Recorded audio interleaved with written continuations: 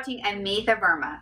Today I wanted to share with you a couple of my favorite things to add in a new construction or renovation project. Now, I'm working on a project in my own home. Like always, I'm just one of those crazy people that always has something going on, and I'm really working on trying to create a jewel box of a powder bathroom.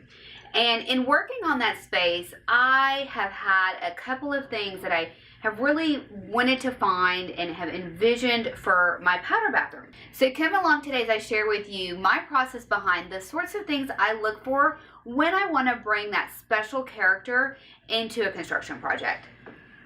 Whenever we're working on a new construction home or renovation, there are a few little areas where I want to avoid some of those kind of builder finishes, as I refer them to. So one of the places I really love to bring in antiques, vintage items, and really pieces that are very special, made out of old objects and remnants, are light fixtures. Light fixtures are a great place to bring in these sorts of objects. They don't get a lot of wear and tear and hands all over them. And the age, the patina, the kind of quirkiness, the even damaged pieces really are charming and bring in such a beautiful characteristic and a very unexpected layer of beauty and dimension into a home. So when I'm on the hunt, I love to look for lanterns, chandeliers, and pieces that I can use as light fixtures over kitchen islands and master bedroom closets, and of course, powder bathroom. These would be so beautiful in a master bathroom as over a his and hers vanity, or on an outdoor living area, or over a fantastic kitchen island. Really a place where you want to make some emphasis and a beautiful design statement. On that same note, when I'm looking for light fixtures, I also love to look for sconces. This is another area where your builder's just going to pop some builder grade sconces in there, and you can really create some gorgeous design character with a pair of antique sconces. They don't always have to match your light fixture. If you're looking for a rule of thumb, I like to try to stay in the same finish range. So if I'm working with silver tones, I'm going to keep with silver tones in my sconces, or if I'm working with brasses and I want to try to find some gold.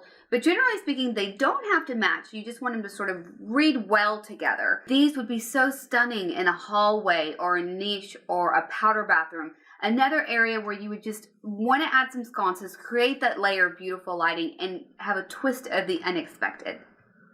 Another must-have item when I'm looking for something in a new construction or renovation or upgrade of my home are antique doors and shutters. There is almost nothing like a set of antique doors or shutters to replace those builder grade doors when you're working on a project. And anywhere you can imagine them, you can essentially use them. I use them even just as wall display, sort of to add texture and dimension onto a wall, as partitions between rooms, such as between a great room and a family room, as actual doors that I use into a pantry or a powder bathroom.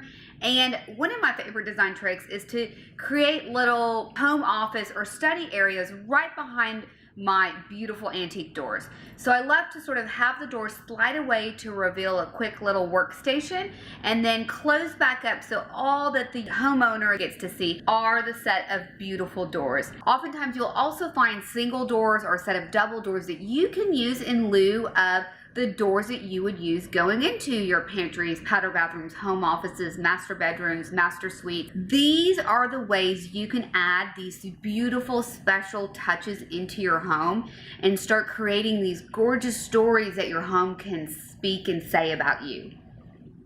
One of the things on my list, it's not quite a must-have because it's so rare and hard to find, but are really fantastic, are kitchen islands. So it's a must-have, but don't try and find it and make yourself crazy thinking, I've got to find it, it's going to make or break my kitchen, because they're actually very, very hard to find. But if you can find one and the dimensions work, antique, vintage islands, pieces that have been reclaimed out of old kitchens or candy shops, are exquisite. I love including these sorts of pieces in my projects. If I can find one that goes into my kitchen, that is the ultimate. Otherwise, I like to try to find these pieces to use maybe in a master closet in the center of the closet as sort of a dressing table, or in a craft room. That's another great place where you can use an island, sort of a piece of furniture, to really spread out your projects and take an overall view of the sorts of things that you're working on. Now, one of my ultimate must-have items when I'm working on this sort of a project is a vanity for my powder bathroom. Even before I consider any other type of pedestal sink or built-in by the carpenter, my first way of solving that problem is by looking for an antique cabinet that I can turn into my powder bathroom vanity. I really like to look for something that has doors if I can find it. Now, you can use a commode, which is a chest of drawers, but you're going to have your plumbing go through, so ultimately you're not going to be able to use those drawers. You'll have the drawer fronts, it will look beautiful, but the drawers aren't very useful. So that's kind of my last resort. My first preference is to find a cabinet that's got 2 doors so I can open the doors and then use the space underneath like I would a built-in cabinet. My second hallmark that I like to look for is the height of the piece. Now, nowadays, bathroom countertops are about 36 inches high. If you live in an older home, they were probably right around 30 inches high before. In the last 10 years, the height of these cabinets or the countertops have really moved up as we've gotten bigger and taller. So look for something that could get you right into that 36-inch range. And usually whenever I'm working on a powder bathroom design, one other thing I really like to look for in antique shops such as Village Antiques are very special mirrors.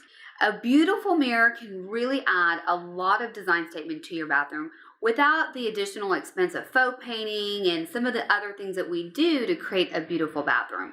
So look around as you shop for very exquisite pieces such as this Venetian glass mirror, some of the carved mirrors that we have from the 18th and 19th centuries, gorgeous hand-painted mirrors, Louis Philippe mirrors. All of these sorts of things are what you can build into your project to really take it to that next level. Well, I hope you've enjoyed this behind-the-scenes look at how I select items to build into my projects. Even if it's just a little mirror or a chandelier, it will go a long way in your design projects. I hope you've enjoyed this video. If so, be sure to like it, leave a comment, and definitely share with a friend. Thank you so much. See you around the shop soon.